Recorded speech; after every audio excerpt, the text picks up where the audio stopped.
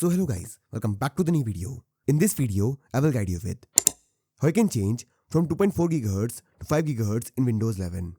So first of all, press Windows plus X key on your keyboard. This will open this menu. Here click on Device Manager. Now this will open Device Manager. Here, click on this arrow next to Network Adapters. Now here you will see all the network adapters. Now look for the one which says Intel.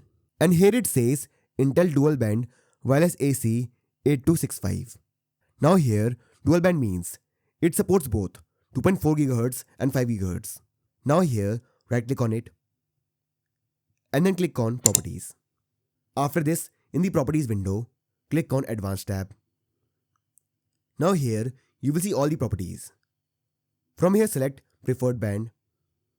Now under Value, click on this menu.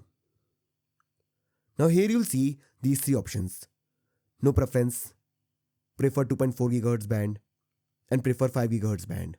So here select this third option and now click on OK.